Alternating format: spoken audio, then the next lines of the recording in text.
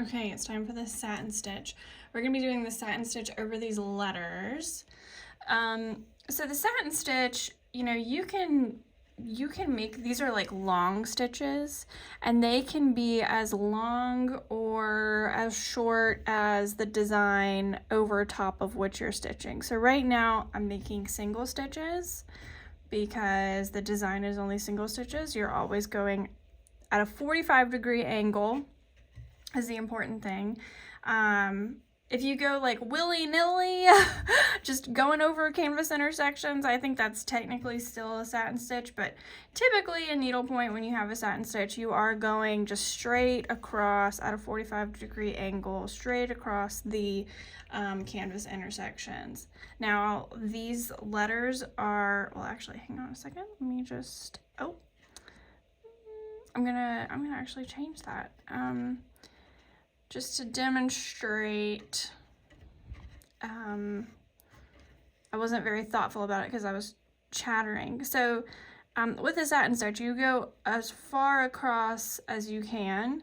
Now, sometimes you have to use a little bit of discretion, and you can change your satin stitch depending on how you want it to look. Just from a purely technical, I want to show you how this looks and how it works. I'm going to take everything with this satin stitch and these letters extremely literally, and I'm not going to impose my stylistic choices on this too much, just so that you can see how it varies depending on what is painted onto the canvas in front of you. So you see those stitches were a lot longer because of how much was painted. And then this stitch is going to be shorter because of what's painted. I think this one's going to be shorter too. That's okay. It's all right. Whatever you decide your direction is going to be for your satin stitch, that's what direction you want to go the entire time you're stitching it, so that you can maintain that 45-degree angle with integrity the whole time. So sometimes it's going to be single stitches, sometimes it's going to be multiple stitches. It just depends on the situation, what's happening in front of you, what you're looking at. So this one's going to be 3 across. Looky here, we went from 2 single stitches to this really long stitch here. I'm going to come back around. Satin stitch is definitely decorative. And I think people might disagree with how I'm approaching this on this S, but that's okay. That's fine. We can agree to disagree. We can have creative differences of opinion. For the sake of demonstration, though, I think it's important to show, like, okay, here's different approaches to things. Here's how you could do it if you wanted to. You'll notice that my teaching style is not like, I'm not a super, like, you got to do this exact way and this is the only way. Like, I'm very loosey-goosey. So yeah, you can see there's just different lengths of stitches depending on the design. The important thing is that you're filling in with long stitches. Okay, I can't turn my thing around without moving my camera. I'm so sorry. Oh, did I hit you? I'm so sorry about that. Okay, so there's just long stitches and you're filling in the design. I'm just going to tuck my thread under here so that I don't carry it a super long way, and then I'm going to pick up the T. Okay, all right. Come back over. Okay.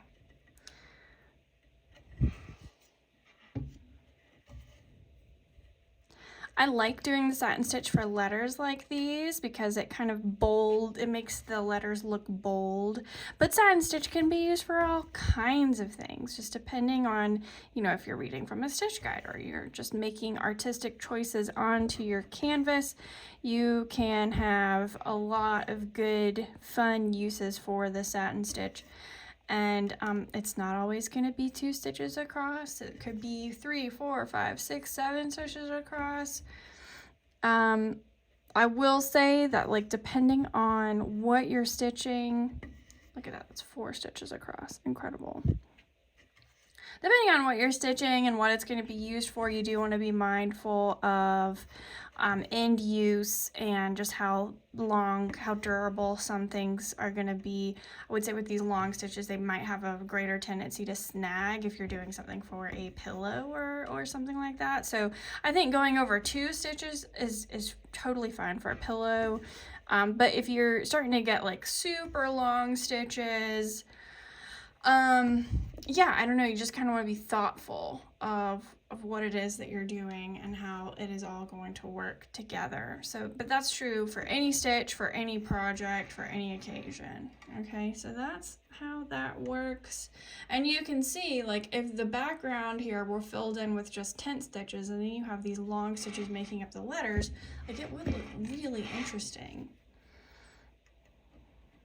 Again, I'm just coming under, because I like to keep things kind of neat, especially if I'm potentially going to be traveling a long ways underneath the canvas to get to my next spot.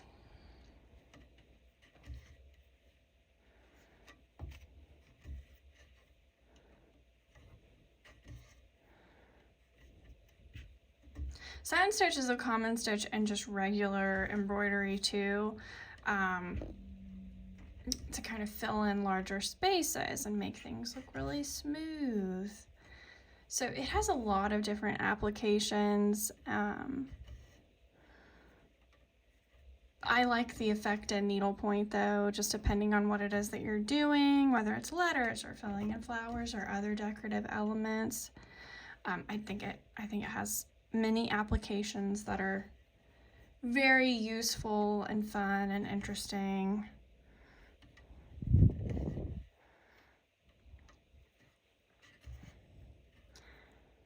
So for these letters that are 2 stitches thick, we're doing the satin stitch, and then we're going to do a completely different stitch on the letters that say have fun, just so that you can kind of try out a few different ways to approach letters. I feel like this is one of the most common questions that I'm asked when people are starting to stitch. It's like, well, how do I do these letters? If you just do it in a tent stitch, it looks kind of funny. So I'm just showing a couple of ways that I have found to approach letters in a needlepoint canvas. I might run out of thread here. Let's see what we end up with here.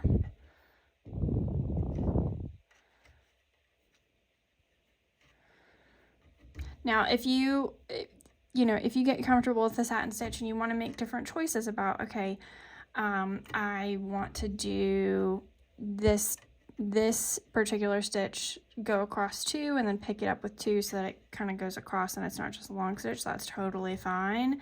You can kind of make those judgment calls once you learn how these stitches work and how it all goes together, and once you kind of determine your own style of how you want to approach these stitches, you're gonna pick up a lot of discernment about how your canvas needs to work along the way. You just got to have practice. Thankfully, for a canvas that's an introductory and just, teaching you how to approach these things, there's not a lot of pressure. Like, you can try new things, you can experiment, you can make plenty of mistakes. It's not a big deal. This is just for practice. So you can have the freedom to choose and develop your own sense of style and your own sense of, okay, here's how I think this needs to go for my needlepoint work moving forward. And that's the name of the game for me, is like, how can we get people to embrace needlepoint as their own and develop their skills and their techniques and their interests so that they are independent and able to make creative choices about their work.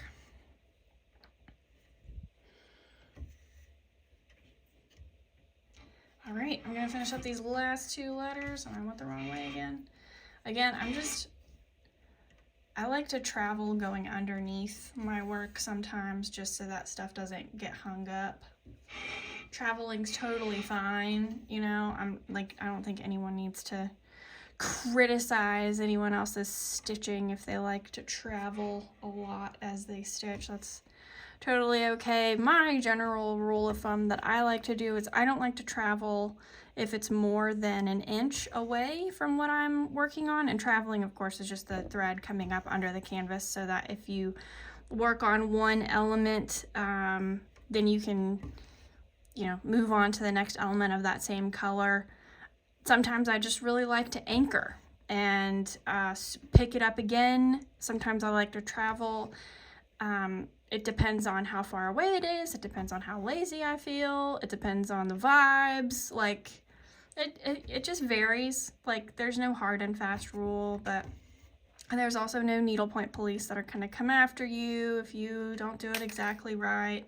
It's fine. Like, you're here to enjoy your stitching, and that's the most important thing. Like, even how I'm kind of approaching these stitches in this satin stitch here, it may seem like I'm kind of going willy-nilly, and maybe I am to some people, but I see the rhyme and the reason in it, and I think everybody has to make their own call.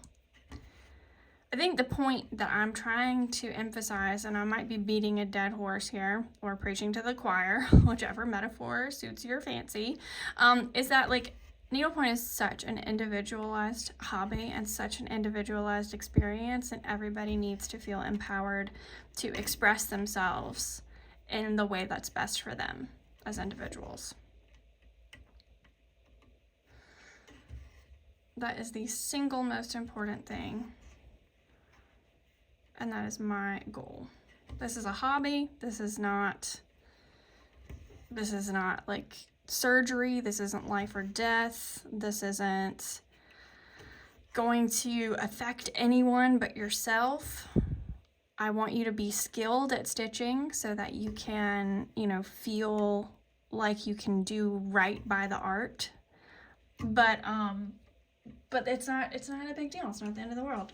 All right, I'm gonna make a different creative choice here on the H. I'm gonna just do 2 stitches, or go over 2, so that the H, or like each line of the H, is clearly articulated independently of the center part of the H. We'll see how that looks.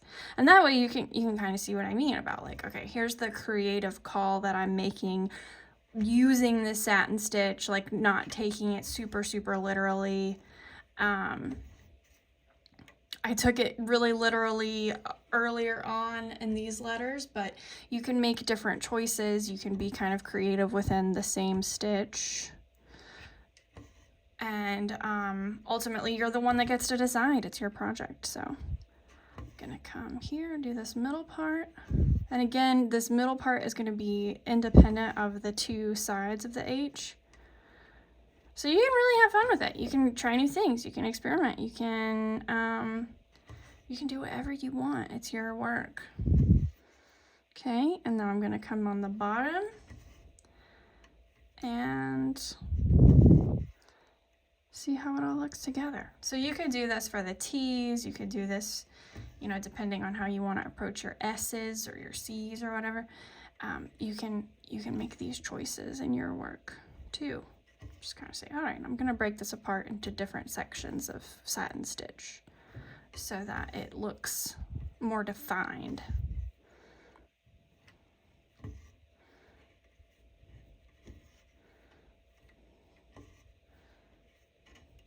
Satin stitch, this is a super quick.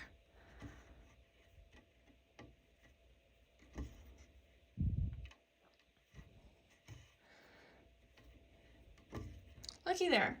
Okay, so there's different ways to approach this, but ultimately I want you to feel empowered to try however you like, however makes you happy. Okay, there you go, the satin stitch. We are complete. You can practice it on some other projects if you want to. But yeah, let me know if you have any questions, as always.